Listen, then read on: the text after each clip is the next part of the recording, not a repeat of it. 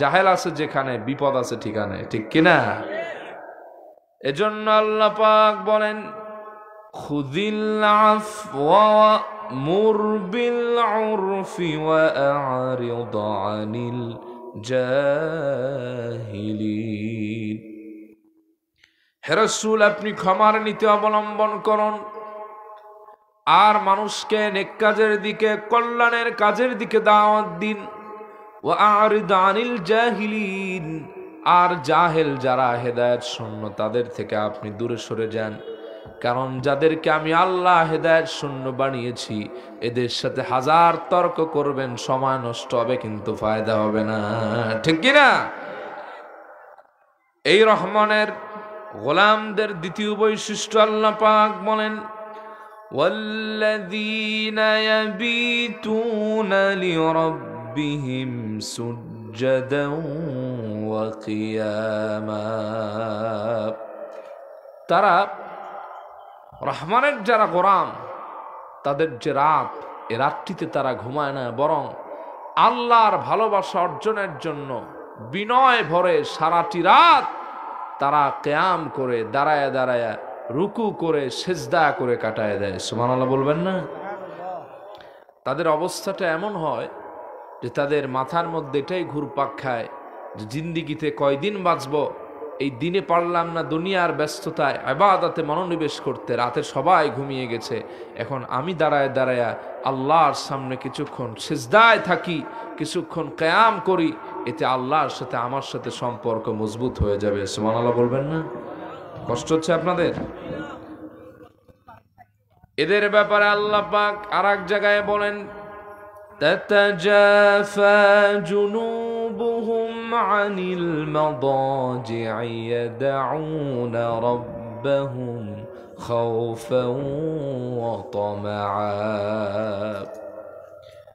রহমানের প্রিয় বান্দাদের আলামত, সিমটম হলো, এদের বৈশিষ্ট্য হলো তাদের পার্শ্বদেশ তথা পিঠ রাতের বেলায় বিছানায় খুব কম সময় লেগে থাকে। তারা রাতের বেলায় ঘুম হারাম করে দিয়া পিঠটারে বিছানা থেকে মুক্ত করে আল্লাহর সামনে নামাজে দাঁড়ায় যায় আর আল্লাহকে ভয়ে এবং আশায় ডাকতে থাকে। এর মানে হলো জাহান্নামের ভয়ে আল্লাহকে ডাকি আর জান্নাতের আশায়ও ডাকতে থাকে। সুবহানাল্লাহ বলেন। তাদের পিঠ বেশি সময় বিছানায় লেগে থাকে না, কারণ তারা আল্লাহর সন্তুষ্টি অর্জনে নিজেদের বিলাতে থাকে। সুবহানাল্লাহ। তাদের অবস্থাটি কেমন হয়? একটি হাদিস আমি আপনাদেরকে শোনাতে চাই।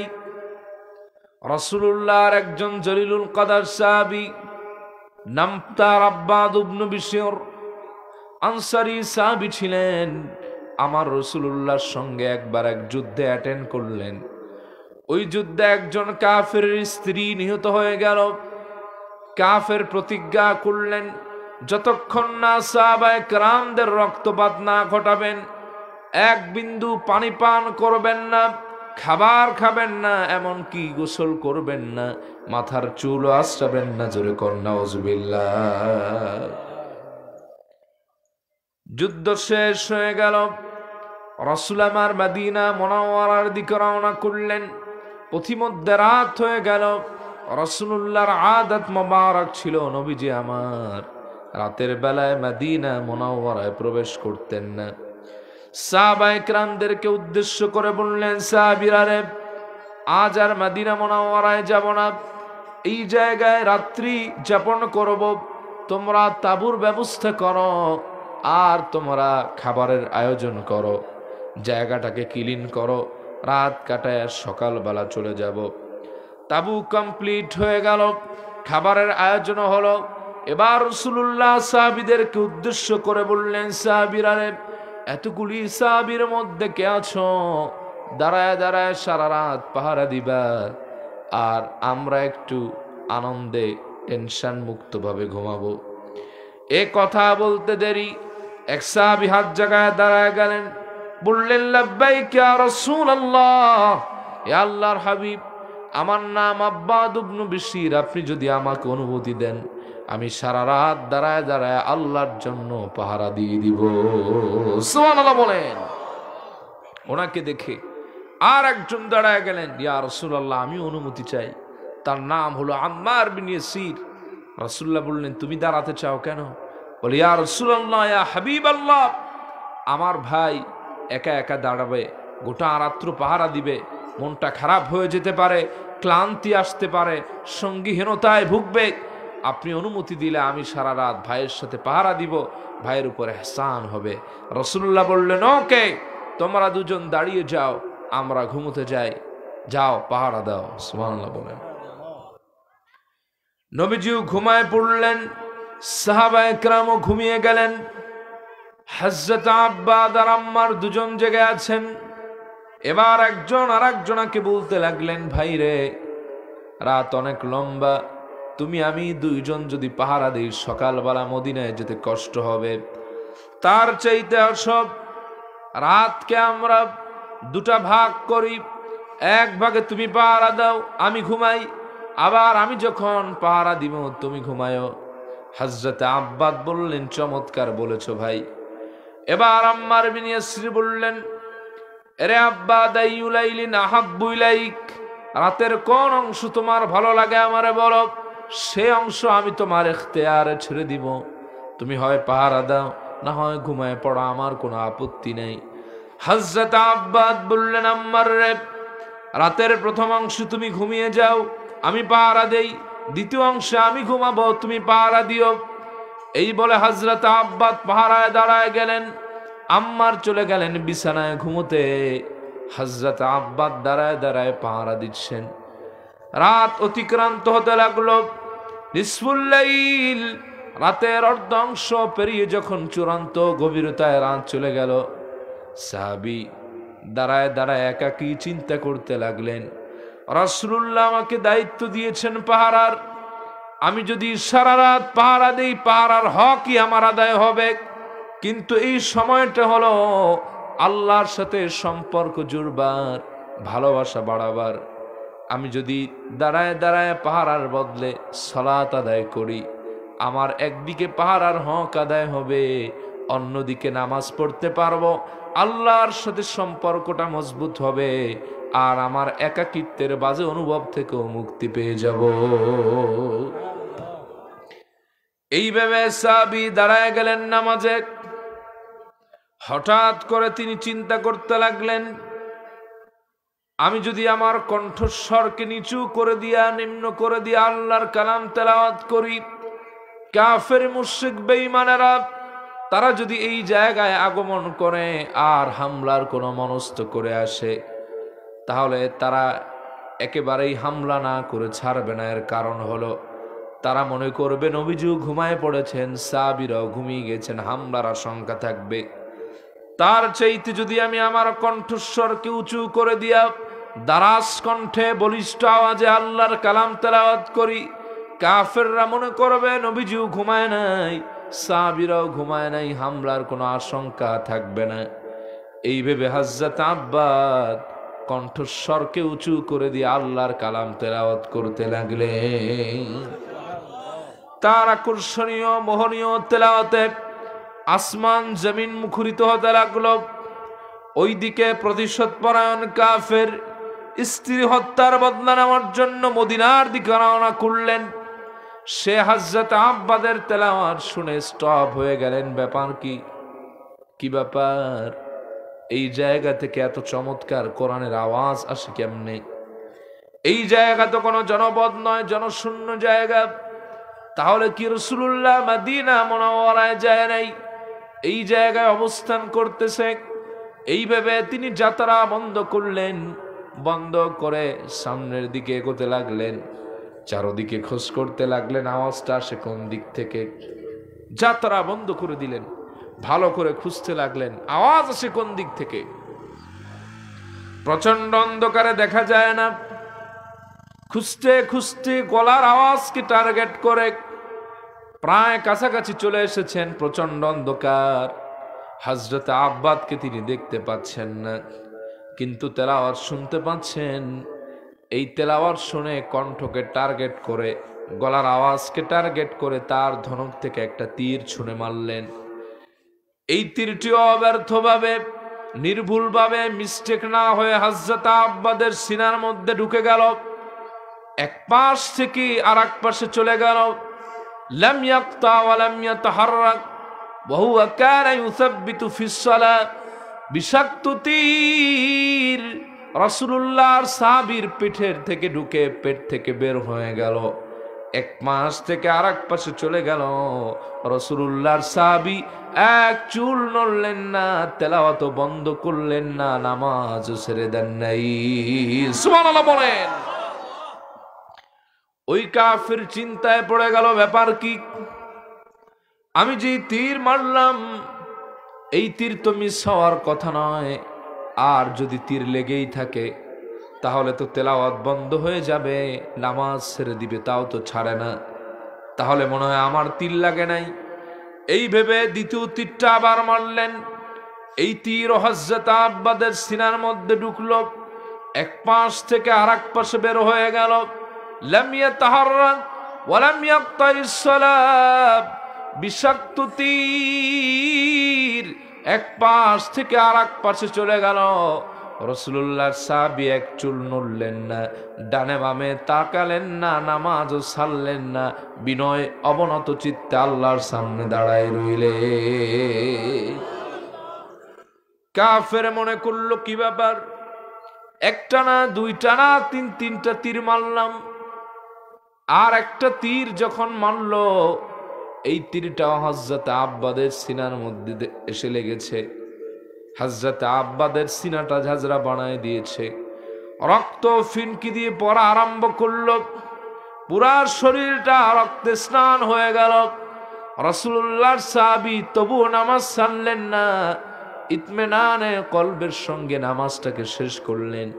দুদিকে সালাম ফিরিয়ে পাশের সাহাবী আম্মার বিন ইয়াসিরকে ডাক দিয়া বললেন, ভাই আম্মার জলদি জাগো, ভাইরে আমার মন বলে আমি আর বেশিক্ষণ বাঁচবো না, আল্লাহর ডাকে সাড়া দিয়া আল্লাহর জিম্মায় চলে যাব। সাহাবায়ে কেরাম জেগে গেলেন, চারদিকে শোরগোল পড়ল, সব সাহাবায়ে কেরাম তাকে জড়ো করে ধরলেন চারদিক থেকে। দেখতেছেন হযরতে আব্বাস নামাজের সুরতে বসা, রক্তে গোটা শরীরটা স্নান হয়ে গিয়েছে, আশেপাশের জায়গাটা রক্তে রঞ্জিত হয়ে গেছে, সিনার মধ্যে একটা না দুইটা না তিনটা তীর বিদ্ধ হয়ে আছে। সাহাবায়ে কেরাম বললেন, কিরে আব্বাস কেমন করে তীর লাগলো রে ভাই? প্রথম তীর যখন সিনার মধ্যে লাগলো রে আব্বাস, নামাজ তো ছেড়ে দিতে পারতে, নামাজ ছাড়লে না কেন? তাহলে তো আর বাকি দুইটা তীর লাগতো না। হযরত আব্বাস বললেন, সাহাবীরা শোনো, কাবার মালিক আল্লাহর নামের কসম করে বলি, খোলা আসমানের নিচে রাসূলুল্লাহর কদম মোবারকের কাছে দাঁড়িয়ে সালাত আদায় করে এত মজা পাচ্ছিলাম, আল্লাহর প্রেম হৃদয়ে এত জমা হয়েছিল, কোন ফাঁকে যে একটা না দুইটা না তিনটা তীর সিনার মধ্যে ঢুকলো, এক পাশ থেকে আর এক পাশে চলে গেল, এক সেকেন্ডের জন্য ব্যথাও পাই নাই, বিন্দু মাত্র টেরও পাই নাই। চিল্লায় এখন সুবহানাল্লাহ। সাহাবীরা রে, ওই আল্লাহর নামের কসম করে বলি, যিনি আসমানের রব জমিনের রব আমার রব, যদি নামাজের মধ্যে আমার মাথায় এই চিন্তা প্রবেশ না করত, রাসূলুল্লাহ আমাকে দায়িত্ব দিয়েছেন পাহারার, এই মুহূর্তে আমার শাহাদাত নসিব হয়ে গেলে রাসূলুল্লাহর আদেশ অমান্য হবে, এই চিন্তা যদি আমার মাথায় না আসতো, খোদার কসম তিনটা তীর খেয়েছি, তাতে কি জায়গায় শাহাদাত বরণ করলেও নামাজ ছাড়তাম না। সুবহানাল্লাহ বলেন। এজন্য আল্লাহ পাক বলেন, ওয়াবিল আসহারি হুম ইস্তাগফিরুন। রহমানের বান্দা যারা, আল্লাহর প্রিয় বান্দা যারা, রাতের শেষ অংশে তারা ঘুমায় না, বরং দাঁড়ায় দাঁড়ায় আল্লাহর কাছে নামাজের মাধ্যমে ক্ষমা প্রার্থনা করে। সুবহানাল্লাহ বলেন। রহমানের বান্দা যারা, আল্লাযীনা ইয়াবিতুনা লিরাব্বিহিম সুজদাও ওয়া কিয়ামা, রহমানের যারা বান্দা তারা সারাটি রাত না ঘুমিয়ে বিছানা থেকে পিঠটিকে আলাদা করে আল্লাহর সন্তুষ্টির লক্ষ্যে দাঁড়ায় দাঁড়ায় রুকু করে, সিজদা করে। সুবহানাল্লাহ বলেন। হযরতে আব্দুল্লাহ ইবনে আব্বাস রাদিয়াল্লাহু তাআলা আনহু বলেছেন, কোন ব্যক্তি যদি কিয়ামতে মুক্তি চায় আর আল্লাহর জান্নাত চায়, আরশের তলে ছায়া চায়, যে কিয়ামত দিবসকে ভয় করে, তার জন্য উচিত হলো রাতের বেলা বিছানা ত্যাগ করে আল্লাহর সামনে নামাজে দাঁড়া হওয়া। সুবহানাল্লাহ বলবেন না? আমরা তো ভাই 5 ওয়াক্তই পড়ি না, তাহাজ্জুদ পড়বো কখন, ঠিক কিনা? আগে দেখা যেত আলেম ওলামারাও কিছু পড়তেন, কিন্তু এখন আলেম ওলামারা ডিজিটাল হওয়ায় এরাও ছেড়ে দিছে, ঠিক কিনা? আমার ভাইয়ারা, ইমান যদি আপনি মজবুত করতে চান, হাকিকতি ইমান যদি অর্জন করতে চান, রাতের বেলায় নামাজে দাঁড়িয়ে যান। আল্লাহর ওলি হয়ে আল্লাহ পাক দুনিয়া থেকে বিদায় করায় দিবে। সুবহানাল্লাহ। কষ্ট হচ্ছে মনে হয় আপনাদের, না? বুঝতেছেন? রাসূলুল্লাহর একজন সাহাবীর ঘটনা আপনাদেরকে শোনাই। মদিনা মুনাওয়ারায় আল্লাহর হাবিব সকালবেলা রাস্তা দিয়ে হাঁটতেছেন মদিনায়। একজন আনসারী সাহাবীর সঙ্গে রাসূলুল্লাহর দেখা হয়ে গেল। তার নাম হলো, এই সাহাবী আনসারী সাহাবী, তার নাম হলো হারেসা ইবনু মালিক। রাসূলুল্লাহকে দেখে তিনি একটি মুস্কি হাসি দিলেন। রাসূলুল্লাহ তার দিকে আগায় গেলেন। রাসূলুল্লাহ তাকে দেখে বললেন, কাইফা আসবাহতা ইয়া হারেসা? হারেসা রে, তোমার সকালটা কেমনে কাটলো কও তো? অনেক সময় একজন আর একজনের জিজ্ঞেস করে না, ভাই দিনকাল কেমন, আজকের বিকালটা কেমন কাটছে, ঘুমটা ভালো হয়েছে নাকি? রাসূলুল্লাহ তাকে মেনশন করে উদ্দেশ্য করে বললেন, কাইফা আসবাহতা ইয়া হারেসা? হারেসা রে, তোমার সকালটা কেমনে হলো কও? উনি বুক ফুলায় বলে ফেললেন, আসবাহতু মুমিনান বিল্লাহি হাক্কা। ইয়া রাসূলুল্লাহ, আমার সকালটা প্রকৃত ইমানদার হিসেবে হয়েছে। সুবহানাল্লাহ। কইতেছে কার সামনে? সাহস কি দেখছেন? যে রাসূল হা বললে হালাল হয়ে যায়, না বললে হারাম হয়ে যায়, তিনি যদি কারো দিকে ইশারা করে বলেন এটা আমার উম্মত, একজন জাহান্নামী ব্যক্তির জাহান্নাম বাদ হয়ে জান্নাত ওয়াজিব হয়ে যায়। নবীজি বললেন, উনদুর ইলা মা তাকুল। What are you talking man? কি বলতেছো তুমি? ভালো করে বুঝে বলো, কথা কি ঠিক বলতেছো? মাথা মাথা ঠিক আছে? তুমি বলতেছো তুমি প্রকৃত ইমানদার, you have to justify by your own intellectual power. মেদা কাটাও, কি বললা? রাসূলুল্লাহ আমি আমার সামনে বললা তুমি ইমানদার। সুবহানাল্লাহ কইবেন না? ওই সাহাবী বললেন, ইয়া রাসূলুল্লাহ, কদ আযাফতু নাফসি আনিদ দুনিয়া, আমি আমার কলবকে দুনিয়া থেকে পাক বানায় ফেলেছি রে নবী। আমার অন্তরের মধ্যে দুনিয়ার কোনো লোভ নাই, মায়া নাই, লালসা নাই। আল্লাহর ভয় আর তার রাসূলের প্রেম দ্বারা কলবটা সাজাইছি। নবীজি বললেন, কেমনে সাজালা বলো? কলবকে কেমনে পাক বানালা আমাকে বলো তো। ওই সাহাবী বলেন, ইয়া রাসূলুল্লাহ, আমি দিনের পর দিন রোজা রেখেছি, রাতের পর রাত আমি নামাজ আদায় করেছি। মানুষ যখন ঘুমায় গিয়েছে, আমি বিছানার মায়া ত্যাগ করে আল্লাহর সন্তুষ্টির জন্য দাঁড়ায় দাঁড়ায় নামাজ পড়েছি। এজন্য আল্লাহ পাক আমার কলবটারে পাক বানায় দিয়েছেন। এবং আমার অন্তরটা যখন দুনিয়ার লোভ এবং লালসা মুক্ত হয়ে গেছি, আল্লাহ তখন আমাকে কিছু দান করেছেন। বলে কি? বলে, ইয়া রাসূলুল্লাহ, আগে যদি আমি আকাশের দিকে তাকাতাম, আকাশের চন্দ্র সূর্য নক্ষত্রগুলি দেখা যেত। এখন যদি আমি আসমানের দিকে তাকাই, ফাকান্নী বিআরশি রাব্বি বারিজা, এখন আসমানের দিকে তাকালে সরাসরি আল্লাহর আরশ পর্যন্ত দেখতে পাই। শুধু তাই নয়, ওয়াকান্নী আনজুর ইলা আহলিল জান্নাতি ইয়াতাজাওয়ারুনা ফিহা, নবীরে, জান্নাতে একজন জান্নাতি আর একজন জান্নাতীর সাথে মোলাকাত করে, ওই দৃশ্য আল্লাহ পাক আমাকে দেখায় দেয়। শুধু তাই নয়, ইয়া রাসূলুল্লাহ, ইয়া হাবিবাল্লাহ, জাহান্নামের কষ্টের দৃশ্য আল্লাহ আমার মাঝে মাঝে দেখায়। সুবহানাল্লাহ কইবেন না? নবীজি বললেন আবসারতা ফালজাম, তোমার বাসারাত হাসিল হয়ে গেছে, মারিফাতের নূর আল্লাহ তোমাকে দান করেছেন, চর্মচক্ষের যে এরিয়া, দৃষ্টির সীমা, সেটা তুমি অতিক্রম করেছো, ইমানদার হয়ে গেছে, তো এজন্য আল্লাহ পাক এটা দান করছে। ফালজাম, শক্ত করে ধরে রাখো, দুনিয়া যেন তোমাকে গ্রাস না করতে পারে। সুবহানাল্লাহ কইবেন না? ওই সাহাবী দেখলেন দিস ইজ দ্য মোমেন্ট, এই তো সময়। রাসূলুল্লাহর থেকে একটা দোয়া কবুল করায় নেই। নবীজি বললেন কি দোয়া করব তোমার জন্য বলো? বলে ইয়া রাসূলুল্লাহ ওয়া ইয়া হাবিবাল্লাহ, আপনি আমার জন্য দোয়া করেন আল্লাহ যেন আমাকে শহীদ বানায় দেয়। ফাদা লাহু রাসূলুল্লাহ সাল্লাল্লাহু আলাইহি ওয়াসাল্লাম, আল্লাহর হাবিব তার জন্য দোয়া তুলে দোয়া করলেন, আয় আল্লাহ আমার হারেসাকে তুমি শহীদ বানায় দাও। যুদ্ধের ডাক কেন, সাহাবী ঈমান দীপ্ত হৃদয় নিয়ে চলে গেলেন। ওয়া আউয়ালু মান উস্তুশহিদা, ওই যুদ্ধে প্রথম শহীদ হয়ে গেলেন সাহাবী। তার মায়ের কানে খবর চলে গেল, মা দৌড়ে আসলেন আল্লাহর হাবিবের দরবারে। সহিহ বুখারীর রিওয়ায়াত, এসে বললেন ইয়া রাসূলুল্লাহ ইয়া হাবিবাল্লাহ, আমি শুনলাম আমার কলিজার টুকরা নাকি পৃথিবী থেকে বিদায় হয়ে গেছে। ইয়া রাসূলুল্লাহ, আপনি তো জানেন কত কষ্ট করে লালন পালন করেছি, বাপের অবর্তমানের ছেলেরে আমি ভালোবেসে মানুষ করলাম, যেই ছেলে আমার চক্ষুর শীতলতা।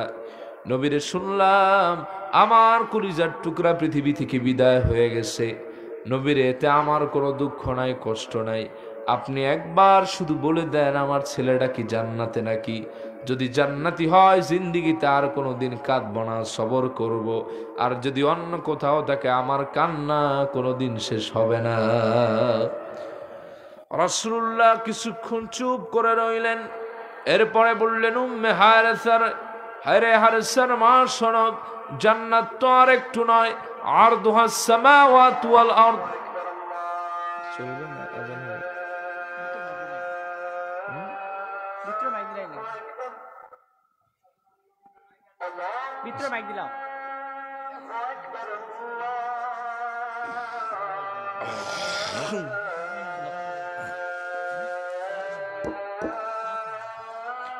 নবীজি বললেন হারেসার মারে, জান্নাত তো আর একটু নয়, আরদুহাস সামাওয়াতু ওয়াল আরদ, ওই জান্নাতের বিশালতা হলো জমিন আর আসমান। তবে তোমার কান্নার কোনো কারণ নাই, দুশ্চিন্তারও কোনো কারণ নাই। ওয়াল হারিসু ফিল ফিরদাউসিল আলা, তোমার হারেসা জান্নাতুল ফিরদাউসের আলী মাকামের মধ্যে অবস্থান করতেছে। সুবহানাল্লাহ বলেন। মা উঠলেন, চোখের পানি মুছলেন, বললেন ইয়া রাসূলুল্লাহ, খোদার কসম করে বলি আর জীবনে কাঁদবো না।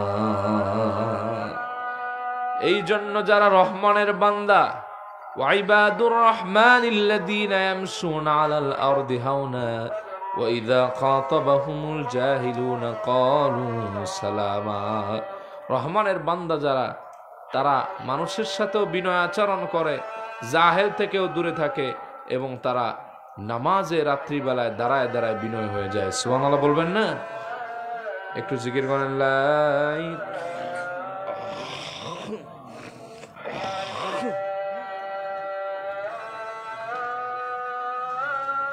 আমার আলোচনা কয়টা পর্যন্ত বলতে পারেন?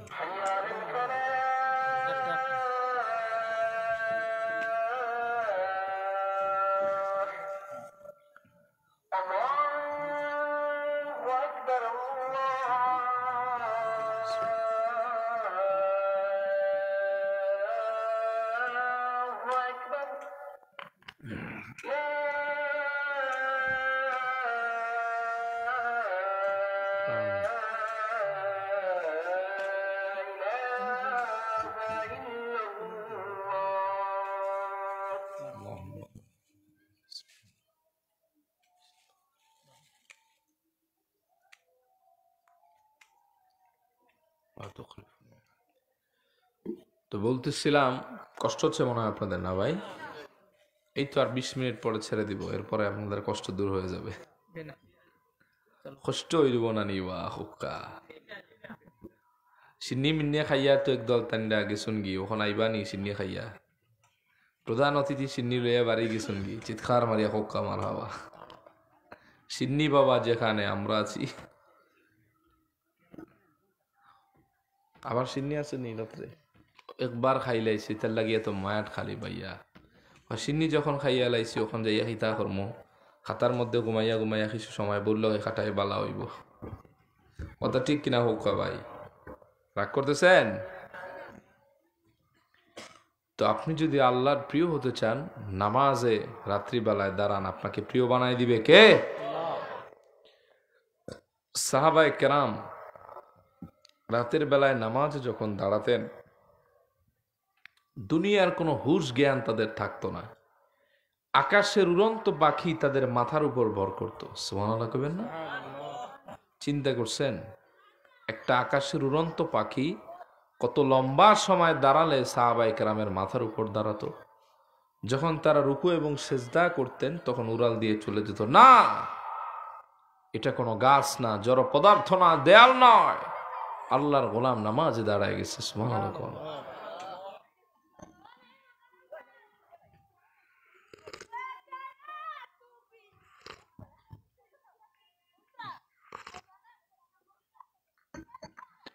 আমার ভাইরা এজন্য জান্নাত যদি নিশ্চিন্তভাবে জান্নাতে যদি যেতে চান চারটা আমলের কথা নবীজি বলেছেন কয়টা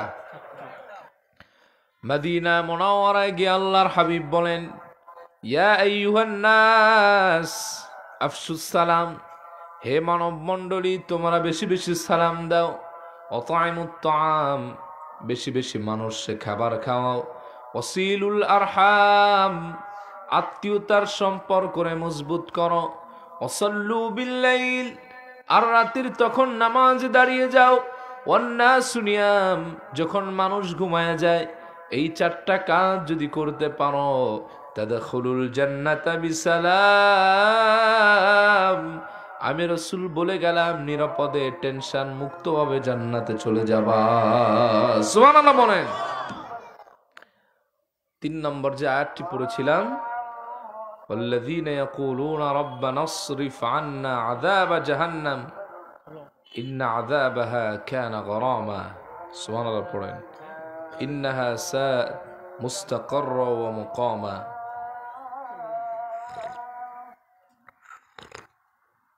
রহমানের যারা বান্দা আজান শেষ না পর্যন্ত কথা কয়ে মজা নাই ঠিক না আপনাকেও কান থাকে ওদিকে আমাকেও কান থাকে ওদিকে আজান তো আজান নামাজ এগুলোর সাথে আমাদের ইমানের সম্পর্ক ঠিক কিনা বলেন আজান হোক এটা হইলে আশেপাশেটা হয়ে যাবে ইনশাআল্লাহ ও তো আমি চাড়া খাই নাকি ভাই ওর ঢেলে দেওয়া যাবে না সমস্যা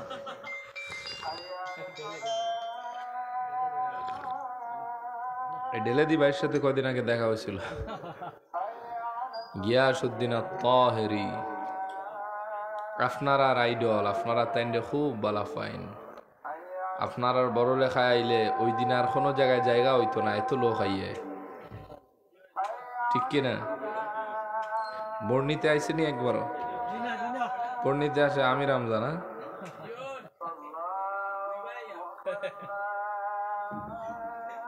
আচ্ছা আচ্ছা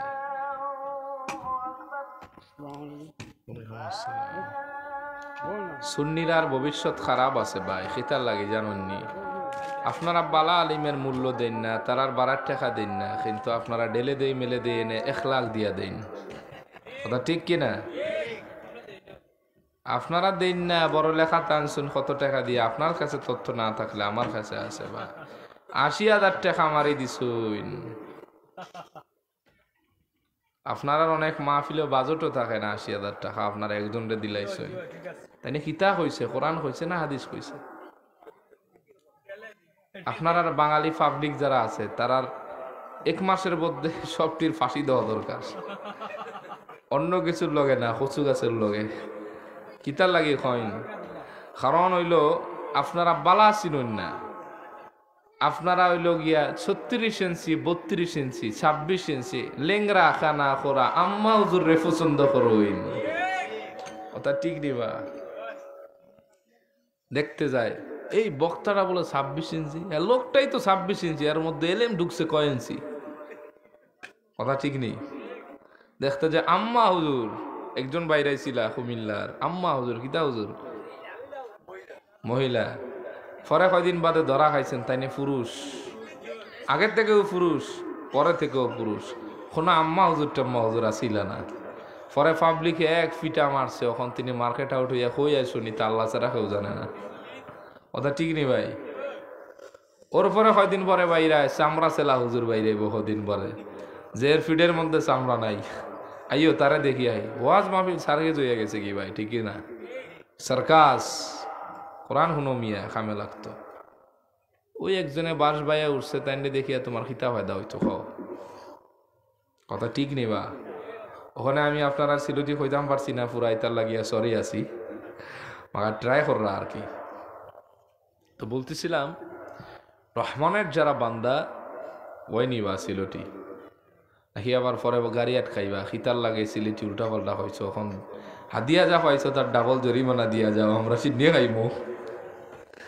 কয়দিন আগে বরিশালে গেলাম এক মাহফিলে, এমনি বেড়ারা যে মাইন্ড করেন না শেয়ার করতেছি, বেড়ারা এমনি যে হাদিয়া দিছে আমার গাড়ি বড় হয় না, কারণ ফেরি পার হইতেই লাগে 1200 টাকা, এরপর তেলে চলতে হয়, গাড়ি ভাড়া বডি ভাড়া আছে না।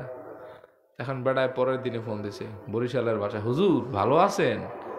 হুজুর আপনাকে তো আমরা 10,000 টাকা দিলাম, বুঝেন বরিশালের ভাষা বুঝেন, 10,000 টাকা দিলাম হুজুর, আমাকে কমিটির অনেকে এদিকে তাবারক বিতরণ করতে করতে আমরা খাইতে পারি নাই, হুজুর ওই 10,000 দিয়ে 2,000 টাকা পাঠাই দেন, আমরা সবাই মিলে সিন্নি খামু।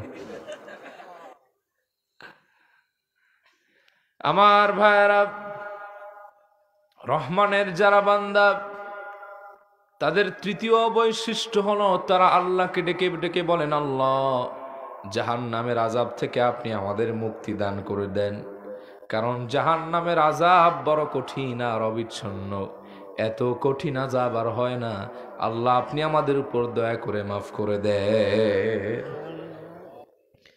জাহান্নামের ভয় কত বেশি রহমানের বান্দাদের, একটি হাদিস আমি শোনাতে চাই।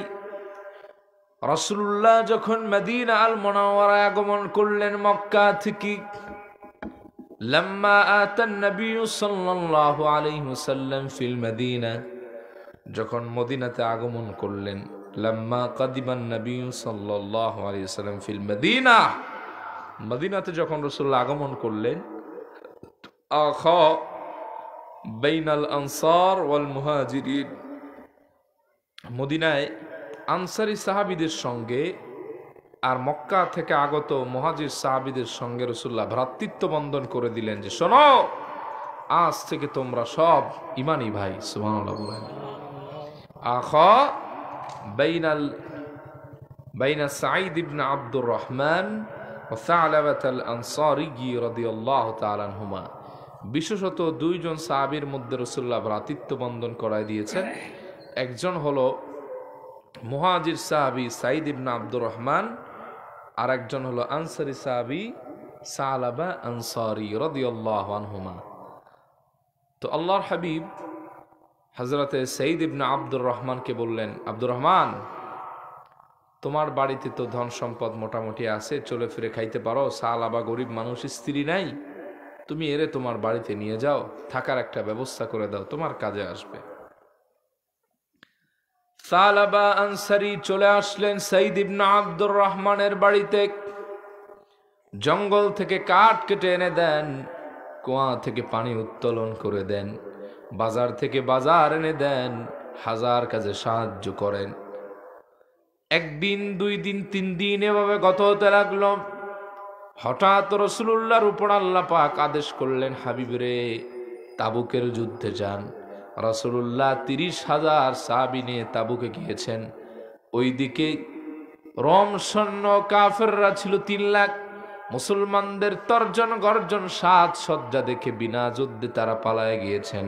আল্লাহ পাক তাবুক যুদ্ধে মুসলমানদের বিজয় দিয়ে দিয়েছে।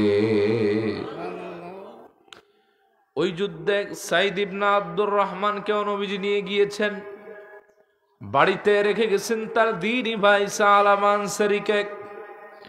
সালাবা আনসারী জঙ্গল থেকে কাঠ কেটে এনে দেয়, খাবারের বিভিন্ন কাজে সাহায্য করে, বাজার থেকে বাজার এনে দেয়, কুয়া থেকে পানি উঠায় দেয়। নির্জন জায়গায় বাড়ি একাকী ঘর পড়ে আছে। হযরতে সালাবা আনসারী একদিন বাড়ির উঠোনে বসে বসে একাকী কাজ করতেছেন। হঠাৎ করে শয়তান তাকে একা পেয়ে প্ররোচনা দিল, সালাবারে একবার ঘরের ভিতরে যাও, দেখো তো ঘরের মধ্যে কে আছে। হযরতে সালাবা শয়তানের প্ররোচনায় পড়ে আস্তে করে দরজাটা ফাঁক করলেন, পর্দাটা উড়ালেন। দেখেন হযরত সাইদ ইবনে আব্দুর রহমানের স্ত্রী। ওয়াকানাত ইমরাতান জামিলা, সে ছিলেন প্রচন্ড সুন্দরী। সালাবা আনসারী রূপের আকর্ষণে, যৌবনের তাড়নায়, শয়তানের প্ররোচনায় গিয়ে একটু হাত ধরেছেন, আর কিছু করেন না। গিয়া সাইদ ইবনে আব্দুর রহমানের স্ত্রী কি করছেন? হাত ধরেছেন, আর সীমাতিক্রম করেন নাই। হযরতে সালাবা আনসারীকে সাইদ ইবনে আব্দুর রহমানের স্ত্রী দিয়েছেন ধমক, সালাবা ইত্তাকিল্লাহ, সালাবা তুমি আল্লাহকে ভয় করো। এই জায়গায় তুমি আর আমি কেউ দেখছে না, কিন্তু আল্লাহর দৃষ্টির সীমানের বাইরে তুমি আমি নই, আল্লাহ পাক আমাদেরকে দেখতেছেন। সালাবা আল্লাহকে ভয় করো। সুবহানাল্লাহ বলে। ওয়ামা হাফিজতা হুরমাতা আখিকাল গাযী ফি সাবিলিল্লাহ, সালাবারে তোমার দ্বীনি ভাই সাইদ ইবনে আব্দুর রহমান যুদ্ধে গিয়েছেন তোমাকে বাড়িতে রেখে আমানত হিসাবে। তুমি তো তার স্ত্রীর সৌন্দর্য আমানত তা রক্ষা করতে পারছো না। সালাবা আল্লাহকে ভয় করো। এতটুকুন কথা হযরতে সালাবার অন্তরে আল্লাহ ভীতির এমন ঢেউ উঠায় দিলেন, মস্তক অবনত করে ঘর থেকে বের হয়ে গেলেন। আসমানের দিকে তাকায় আল্লাহর এটা ডাক দিলেন, ইলাহি আনতা আনতা ওয়া আনা আনা, হে আমার মালিক তুমি তো তুমি, আর আমি তো আমি। তুমি আমার রব, আমি তোমার গোলাম। আনতাল আওয়াদু বিল মাগফিরাহ ওয়া আনাল আওয়াদু বিযুনুব। আল্লাহ তুমি আমার এমন রব যে কিনা বারবার বান্দারে মাফ করে দাও, আর আমি তোমার এমন গোলাম যে কিনা বারবার তওবার পরে আবার গুনাহ করি। আল্লাহু আকবার বলেন। দিনরাত রোনাজারি করতে লাগলেন। এইদিকে সাইদ ইবনে আব্দুর রহমান চলে আসলেন। স্ত্রীকে বাড়িতে এসে বললেন, কিরে স্ত্রী, আমার দ্বীনি ভাই কোথায়? সালাবা কোথায়? তোমরা কি কোনো অসৌজন্য আচরণ করেছে জন্য চলে গেছে নাকি? স্ত্রী বললেন, না, ইন্নাহু ক্বাদ আলকা বিনফসিহি ফি বুহুরিল খাতায়া, তোমার দ্বীনি ভাই নিজেকে একটি গুনাহের সাথে জড়ায়া অনুশোচনার সাগরে ভাসতে ভাসতে বাড়ি থেকে বের হয়ে গেছেন, আমাদের কোনো দোষ নাই। সালাবা আনসারী চলে গেলেন তার বাড়িতে। তার বাড়িতে স্ত্রী ছিল না, ছোট্ট একটি মেয়ে ছিল। হাদিসে তার নাম এসেছে খিমসানা। তার মেয়েকে গিয়ে বলেন, খিমসানা মারে, আমি নিজেকে একটা অপরাধের সাথে জড়ায় ফেলেছি রে মা। মারে তুমি আমার হাতের মধ্যে আর পায়ের মধ্যে জিঞ্জির আর বেরি লাগায় দাও, যতক্ষণ না আমার আল্লাহ তাআলা রাসূলুল্লাহর মাধ্যমে আমার ক্ষমার কথা না শোনাবেন, ততক্ষণ আমি পা থেকে বেরিয়ার জিঞ্জির খুলব না। সুবহানাল্লাহ বলেন। হাত পায়ে বেরিয়ার জিঞ্জির লাগাই দিছেন। সালাবা আনসারী দিনরাত রোনাজারি করতে লাগলেন, খাওয়া দাওয়া ছেড়ে দিয়েছেন। চলে গেলেন সিদ্দিক আকবরের দরবারে, গিয়ে বললেন, ইয়া আবা বকর, قد لامست امرأة أخي الغازي في سبيل الله هل لي من توبة। এরে আবু বকর রে, আমি একটা অপরাধ করে ফেলেছি। আমার একজন দ্বীনি ভাই সাইদ ইবনে আব্দুর রহমান যুদ্ধে থাকাকালীন সময় আমি তার স্ত্রীর হাতটা ধরেছি। হাল্লি মিন তাওবা, আমার জন্য কি তওবার কোনো সুযোগ আছে নাকি? হযরতে সিদ্দিকে আকবর এই কথা শুনে রাগ হয়ে গেলেন, বললেন উখরুজ মিন ইনদি, বের হয়ে যাও আমার নিকট থেকে, দূর হয়ে যাও। আমি মনে করি না তোমার মতো গুনাহগারের জন্য তওবার কোনো সুযোগ আছে। হযরতে সালাবা একটা দৌড় দিয়ে বের হয়ে গেলেন, চলে গেলেন হযরত ওমরের কাছে, গিয়ে বললেন ইয়া ওমর, قد لامست امرأة أخي الغازي في سبيل الله هل لي من توبة। রে ওমর, আমি আমার একজন যুদ্ধে থাকা ভাই সাইদ ইবনে আব্দুর রহমানের স্ত্রীর হাতটা শুধু ধরেছিলাম শয়তানের প্ররোচনায়। এরে ওমর, আমার কোনো তওবার দরজার ব্যবস্থা আছে নাকি? হযরত ওমর রাগ হয়ে গেলেন, বের হয়ে আসলেন, চলে গেলেন আল্লাহর হাবিবের দরবারে। নবীজি তার দৃশ্য দেখে বললেন, কিরে সালাবা, শুকায় গেছো কেন? চেহারায় কালো বর্ণ এসে গেছে কেন? হাত পায়ে জিঞ্জির আর বেরি কেন রে সালাবা, কি হয়েছে তোমার? এরে সালাবা, তোমার এই দৃশ্য আমি রাসূলকে জাহান্নামীদের কথা মনে করায় দেয়। সালাবা, জাহান্নামীদের হাত পায়ে এরকম জিঞ্জির আর বেরি থাকবে, তোমার হাতে পায়ে কেন সালাবা? উনি একই কথা বললেন, ইন্নী লামাস্তু ইমরাতা আখি আল গাজি ফি সাবিলিল্লাহ, ইয়া রাসূলুল্লাহ, আপনার সাহাবী সাইদ ইবনে আব্দুর রহমানের স্ত্রীর হাতটা একটু ধরছিলাম শয়তানের প্ররোচনায়, আর কিছু করি নাই নবীরে। হাল্লি মিন তাওবা, আমার জন্য তওবার কোনো সুযোগ আছে? রাসূলুল্লাহ এই কথা শুনে এমন রাগ হয়েছেন, তার চেহারা মোবারক ঘুরে নিয়েছেন। সালাবা আনসারী একটা চিৎকার দিয়ে মসজিদে নববী থেকে বের হয়ে গেলেন, বাড়িতে আর গেলেন না, চলে গেলেন পাহাড়ে। পাহাড়ের উঁচায় একটা গাছের নিচে সারা রাত তওবা করেন আর সিজদায় পড়ে কান্দেন।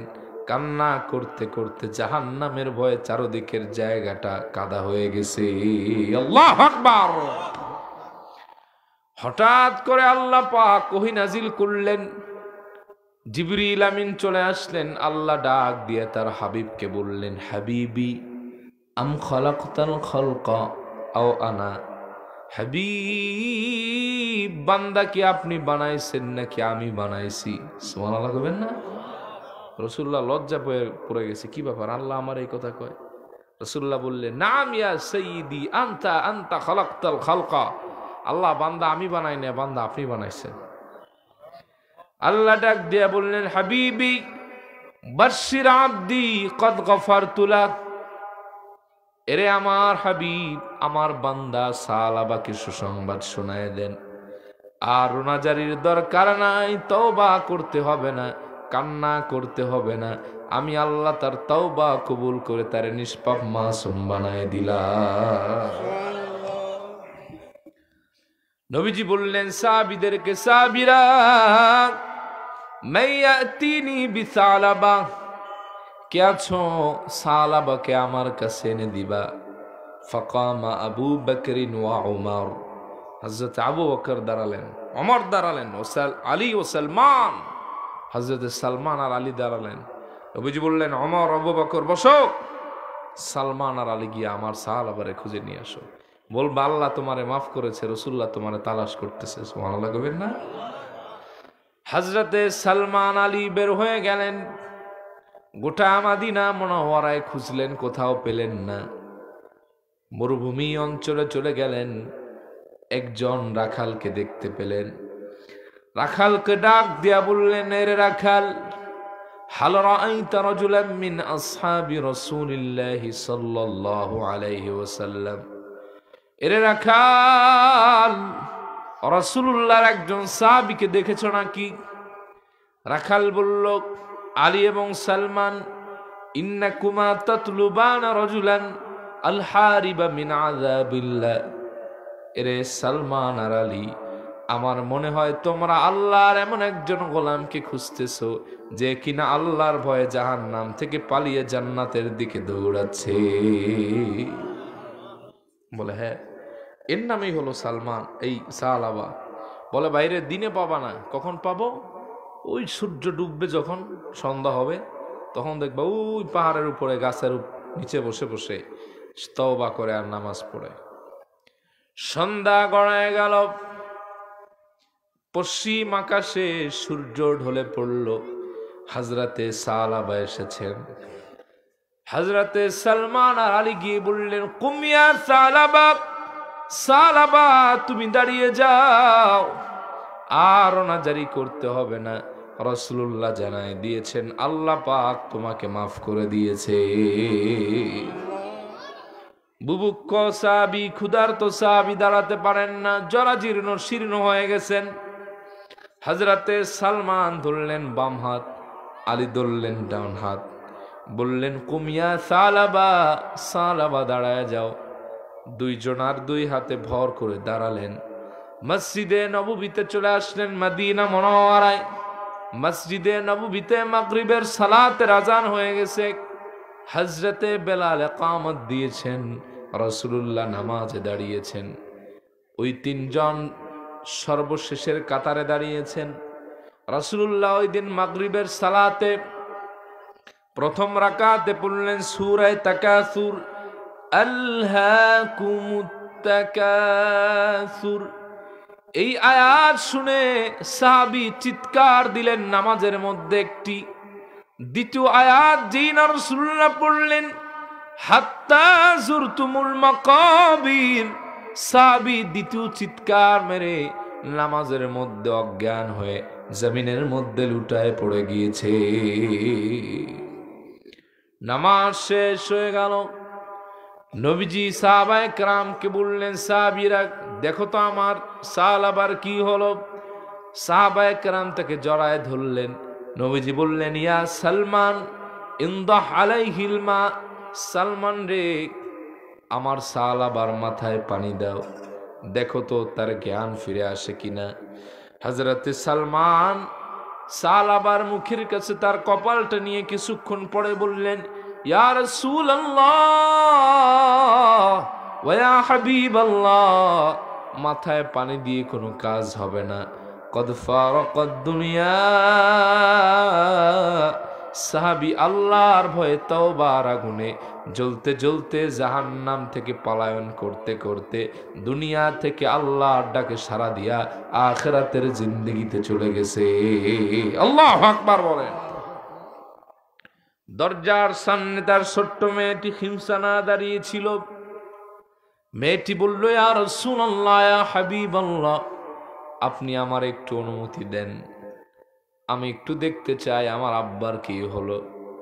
নবীজি বললেন, খিমসানা যাও, তোমার আব্বারে দেখে আসো। মেয়েটি ভিতরে প্রবেশ করল।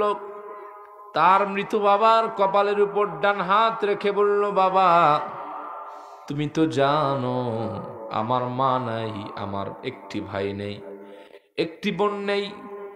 আমি এতদিন মায়ের দুঃখ তোমারে দেখে দেখে ভুলে গেছি। আজ তুমিও আমার থেকে বিদায় নিয়ে নিলা। আমি কার কাছে থাকবো, কে আমার অভিভাবক হবে, আর কার চেহারা দেখে দেখে আমি আমার কলিজাটা ঠান্ডা বানাবো। মেয়েটির কান্না দেখে রাসূলুল্লাহ পিছন দিয়ে ডাক দিয়ে বললেন, খিমসানা তোমার কান্নার কোনো কারণ নাই, দুঃখ করবার কোনো কারণ নাই।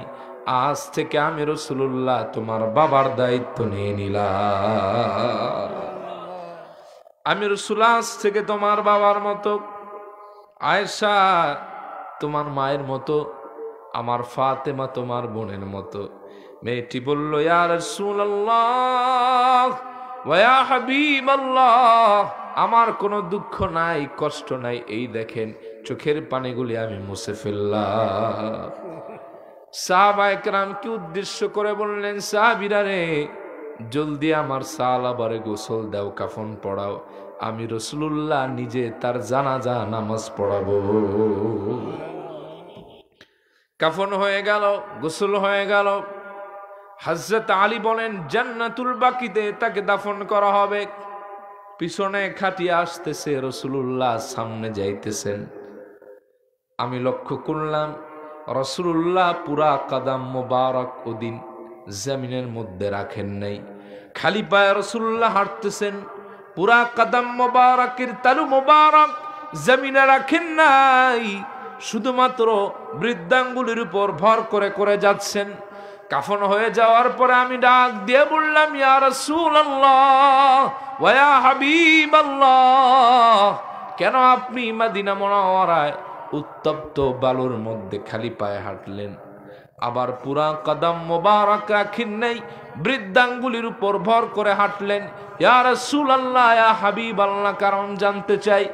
নবীজি বলেন, আলী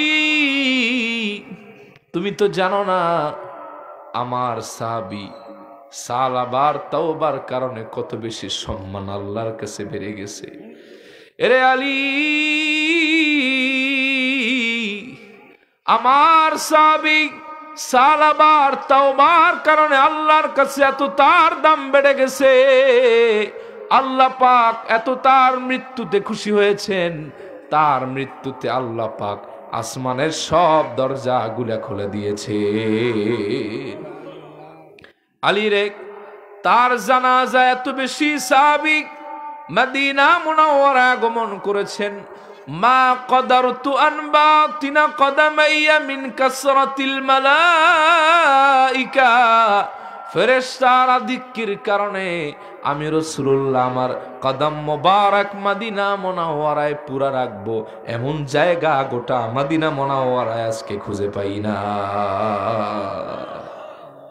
আলীরে এত বেশি দাম বেড়ে গেছে আল্লাহর ভয়ের কারণে, আর তাওবা করতে করতে আল্লাহর ভয় হৃদয়ে রাখার কারণে, জাহান্নামের ভয়ে, যে আমার সাহাবার জানাজায় এত বেশি ফেরেশতা আসছেন যে গোটা মদিনা মুনাওয়ারায় এমন জায়গা নাই যেখানে আমি আমার কদম মোবারকের এই যে বৃদ্ধাঙ্গুলি রাখবো, এটাই কষ্ট হয়েছে, পুরা কদম রাখবো এমন জায়গা খুঁজে পাই নাই। চিল্লায় এখন না সুবহানাল্লাহ। এজন্য যারা আল্লাহ পাকের প্রিয় বান্দা, রহমানের প্রিয় বান্দা, তাদের অন্যতম বৈশিষ্ট্য হলো তারা বলে, রব্বানা আসরিফ আন্না আযাব জাহান্নাম ইন্না আযাবাহা কানা গরামা। আল্লাহ, হে আমাদের রব, আপনি আমাদের জাহান্নাম থেকে মুক্তি দেন, নিশ্চয় জাহান্নামের আযাব মারাত্মক কঠিন ও বিষণ্ণ। আল্লাহ আমলের তৌফিক দান করুক, সবাইকে রহমানের প্রিয় বান্দা হওয়ার তৌফিক দান করুক। আল্লাহ পাক সবাইকে তার হাবিবের পথ মতের উপর চলার তৌফিক দান করুক। ওয়া আখিরু দাওয়ানা আনিল হামদুলিল্লাহি রাব্বিল আলামিন।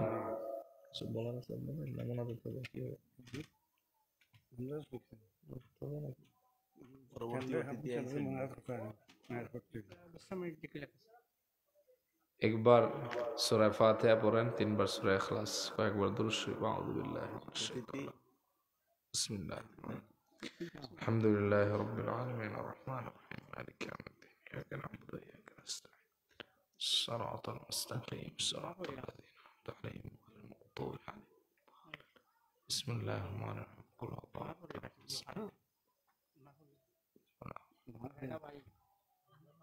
اللهم آمين. ربنا ظلمنا أنفسنا وإن لم تغفر لنا وترحمنا لنكونن من الخاسرين. ربنا لا تزغ قلوبنا بعد إذ هديتنا وهب لنا من لدنك رحمة إنك أنت الوهاب. রব্বুল আলামিন, আমরা আপনার কিছু গোলাম মিলে আপনার শাহী দরবারে হাত উত্তোলন করেছি। আল্লাহ, আপনি আমাদের জীবনের গুনাহগুলি মাফ করে দেন। আল্লাহ, যাদেরকে আপনি রহমানের বান্দা বলে ঘোষণা দিয়েছেন তাদের কাতারে আমাদেরও শামিল করে নেন।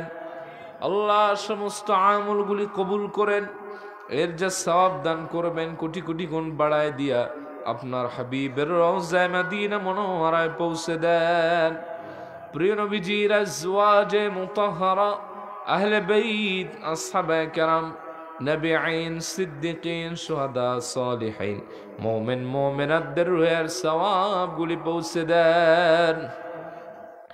আয় আল্লাহ তাআলা, খাস করে আমাদের আব্বা আম্মা, দাদা দাদি, নানা নানি, আত্মীয় স্বজন, পাড়া প্রতিবেশীদের রুহে আর সওয়াব পৌঁছে দেন। আল্লাহ সবাইরে মাফ করে জান্নাতের মেহমান বানায় দেন। আল্লাহ এই মাহফিল যারা আয়োজন করলেন তাদের কবুল করে নেন। আল্লাহ তাদের মনের নেক মাকাসাদ পুরা করেন। যারা বিমার আছে সুস্থতা দান করেন। যারা প্রবাসে করোনায় সহ বিভিন্ন রোগে আক্রান্ত আল্লাহ তাদের হেফাজত করেন। আল্লাহ বাকি জিন্দগি আপনার গোলামি করে কাটানোর তৌফিক দেন। জিয়ারত হারামাইন শরীফাইন দান করেন। আমাদের যত ইলমি জড়তা পেরেশান আছে আল্লাহ দূর করেন। সবাইকে আপনি আল্লাহ কবুল করে নেন। সুবহান রাব্বিকা রাব্বিল ইজ্জাতি আম্মা ইয়াসিফুন ওয়া সালামুন আলাল মুরসালিন والحمد لله رب العالمين واجعل آخر كلامنا عند الموت لا إله إلا الله محمد رسول الله صلى الله عليه وسلم.